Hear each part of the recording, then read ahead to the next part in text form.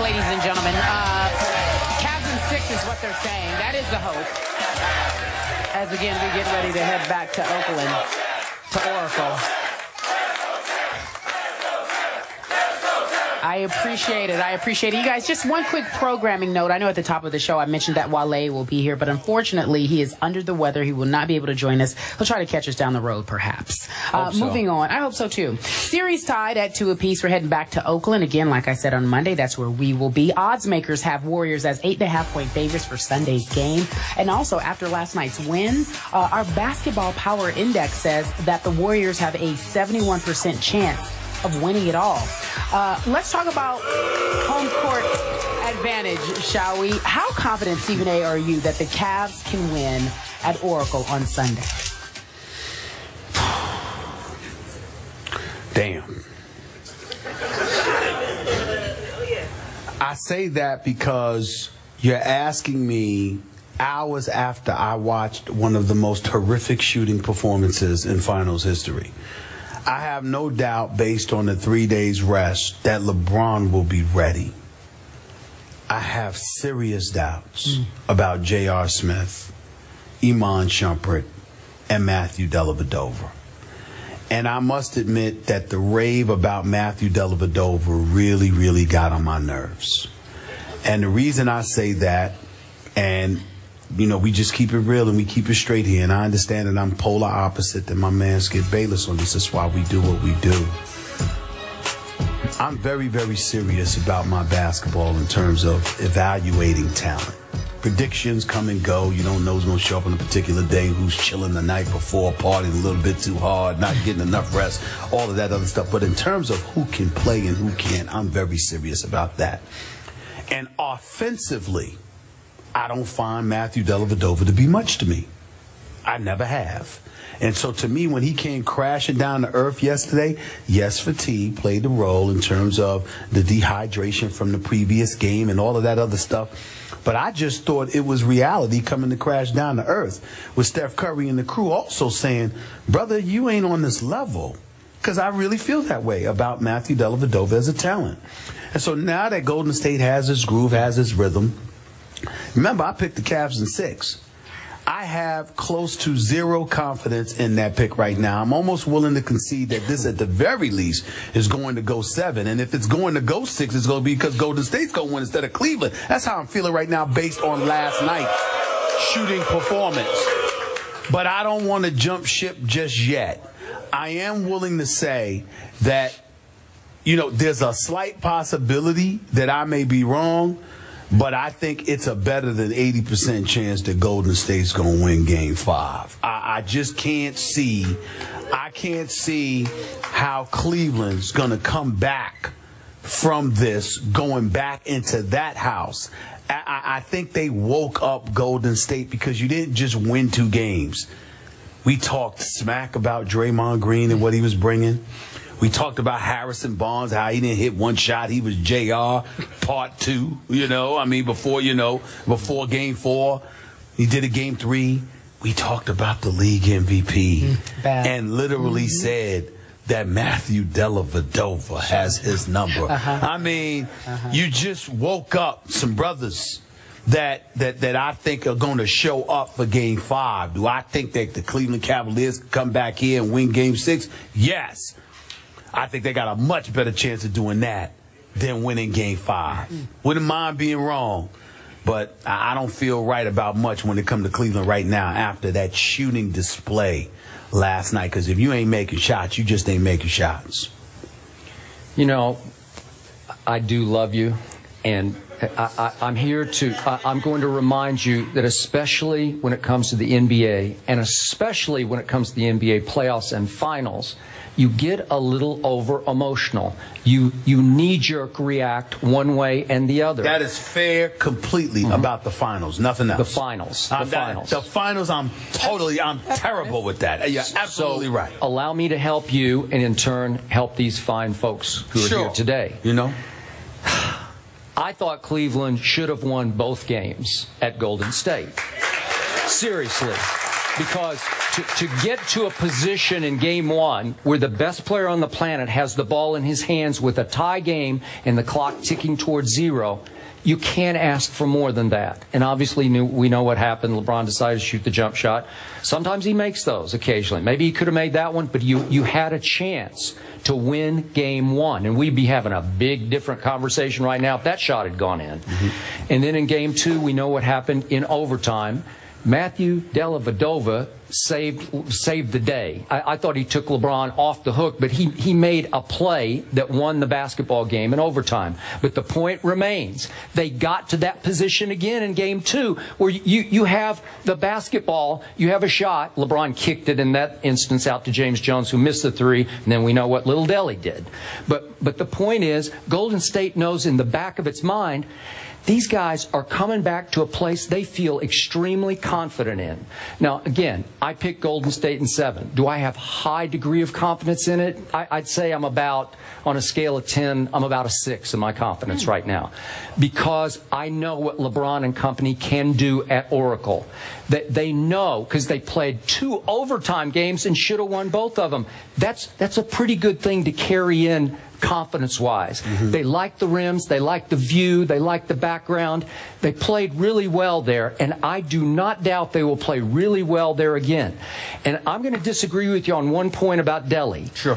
I still thought he did, and he didn't have him the whole time the way he did in games 2 and 3. But when he was on Steph last night, I thought he was getting in his head a little bit again. Steph finally started putting the ball on the floor and got a blow-by on him finally, because I said yesterday, Delly's just playing him like crazy at the three-point line to take away his greatest weapon. Steph did make one at the end of the third quarter that was huge in the game. But you remember, you thought Steph was going to go for 40 last night. Yeah, but I don't have a problem with that because he didn't have to once we saw what Iguodala was doing.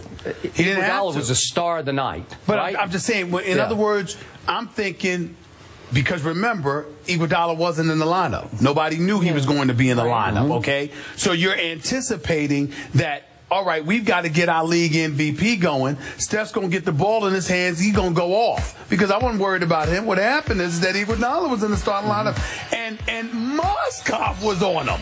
And they were standing 5 feet away from him, daring him to shoot. And Iguodala was like, okay. Thank you. And so you didn't need Steph Curry to do what he did. Secondly, to your point, you're absolutely right. Because I really, he's totally correct here. I'm man, I admit it.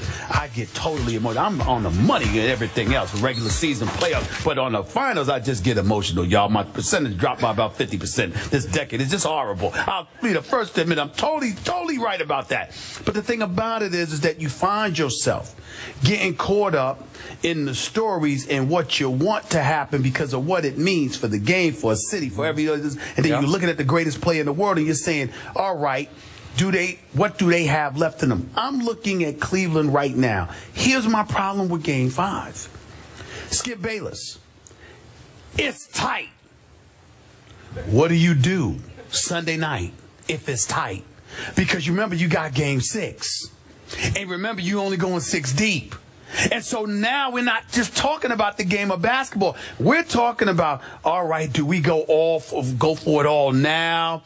Do we spend ourselves? How much are we going to have left? Because we got to fly from Oakland back to Cleveland. You know, we got all of this stuff going on in less than 48 hours for a Game 6. You're thinking about all of these things. And you're trying to project, okay, what's their energy level going to be like? But more importantly, let's say they get down 10. Let's say they get down 12. Do you fight and fight and fight to come back like Cleveland could do? Or do you take your foot off the gas because we got Game 6 to worry about so we could force a Game 7? That's what my concern is. It's not just about the basketball. You're looking at how much are you going to put out because of the conditions you're working under in terms of rest, the flight across the country, etc., etc. You got to think about all of these things because this is one time where you wish that the NBA had stretched it out, where there was 3 days rest for every game.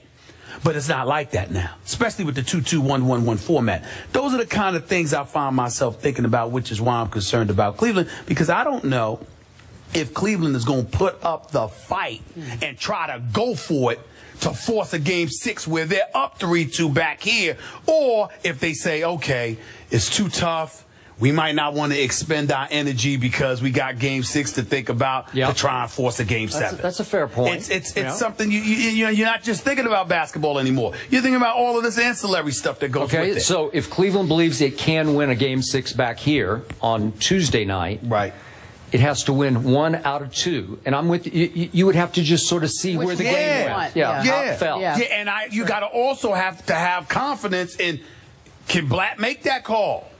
You know, because you're looking at it last night. Last night is simple, man. Oh, my Lord. LeBron had cramps last game. Deli had cramps, had to go to the hospital. And we don't go but so deep. No matter how tempting it was, LeBron and Cleveland should have strolled that ball up the court and took their sweet old time all game long. They didn't do it. They allowed Golden State to push tempo. And after every shot, made or missed, Golden State was running.